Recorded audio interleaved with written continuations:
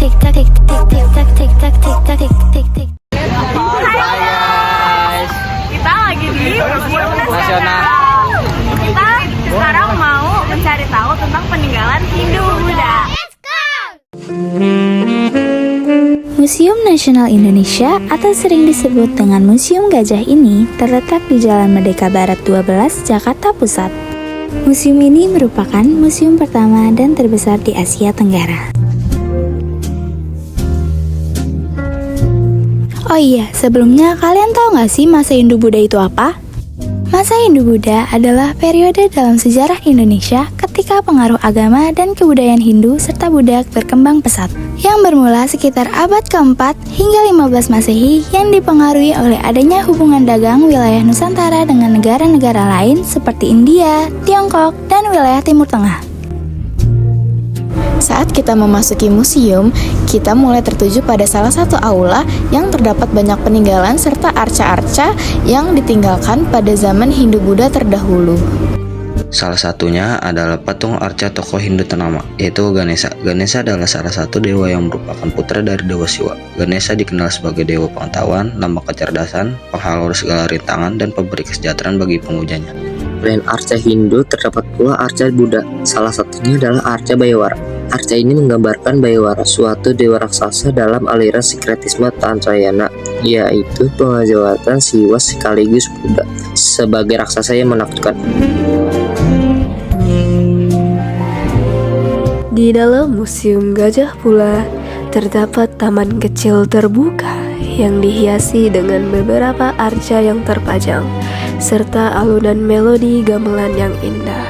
Salah satu darinya adalah Dwara Pala, arca yang ditempatkan di pintu bangunan suci pada masa Hindu-Buddha. Di sepanjang lorong ini, banyak sekali arca-arca bercorakan Hindu-Buddha tersusun rapi. Bukan hanya sekedar arca-arca, tetapi di sini juga terdapat relief-relief. Relief merupakan seni pahat dan ukiran 3 dimensi yang biasa dibuat di atas batu. Bentuk ukiran ini biasanya dijumpai pada bangunan candi, kuil, monumen, dan tempat bersejarah kuno. Salah satu relief yang ada di museum ini yaitu relief Pancuran yang menggambarkan penggalan kisah Arjuna Wiwaha. Selain arca dan relief, terdapat pula prasasti. Salah satunya adalah prasasti Telaga Batu yang berisi kutukan terhadap siapa saja yang melakukan kejahatan di Kadatuan Sriwijaya.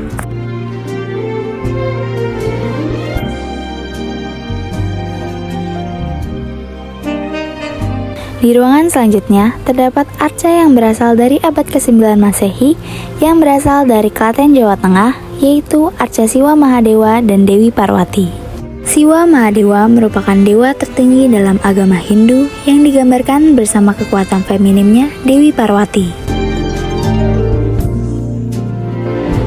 Nah, setelah itu kami tetap berkeliling untuk mencari patung-patung lain. Tak disangka-sangka, kami menemukan patung yang dinamakan Mahakala. Dalam ajaran Hindu, Mahakala mempresentasikan Dewa Siwa sebagai penguasa waktu dan kematian. Dia menempati relung sebelah kiri di gerbang utama kuil Hindu. Arca Ganesha yang digambarkan berdiri maupun duduk dari Jawa memiliki ciri khas yaitu berbadan anak-anak berkepala gajah. Ganesha yang ditemukan desa Simbujaya di lereng Semeru ini bernapaskan tantris hampir serupa dengan arca Ganesha di desa Karangkates. Brahma, dewa berkepala 4 yang melambangkan 4 kitab Veda, 4 yuga, dan 4 warna. Thomas Stamford mencatat dalam History of Java pada tahun 1817 sebagai patung dengan kepala-kepala yang dipahat dengan mewah. Arca Nandi dari periode Singasari digambarkan memakai perhiasan yang raya. Dalam kepercayaan Hindu, Nandi ini merupakan kendaraan Dewa Siwa sekaligus menjaga kediaman Siwa. Arca Nandiswara berasal dari Nandi, kendaraan Siwa, dan Iswara, penguasa. Candi ini berada di relung pintu candi utama Hindu Siwa, berdampingan bersama Mahakala menjaga kediaman Siwa.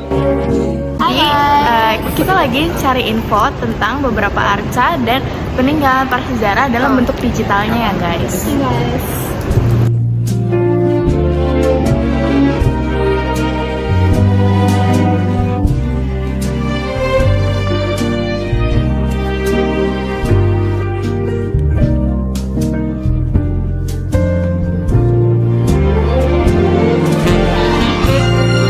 Setelah mengelilingi arca yang berada di lantai 1, kami mencoba untuk naik ke lantai 2 untuk mencari apakah masih ada peninggalan lain. Namun ternyata ruangan yang kami kunjungi ini tidak dapat didokumentasikan. Akan tetapi, yang pasti di ruangan ini terdapat benda-benda figurin Majapahit dari Terokata yang ditemukan di Trowulan, Jawa Timur. Nah, temuan ini juga menunjukkan Nusantara sebagai jalur perdagangan penting sejak abad ke-10 dengan banyak pedagang asing dari Arab, India, Asia Tenggara, dan Cina. Kita udah menjelajahi beberapa peninggalan dan arca-arca Hindu. Terus di satu ruangan itu ada sebuah larangan untuk tidak memotret ataupun memvideokannya. Mungkin itu salah satu Tentuan. ketentuan yang ada di sini. Jadi kita harus satu ya guys, jangan di video. Oke. Sekian video kali ini. Kali ini. Bye bye. Dadah.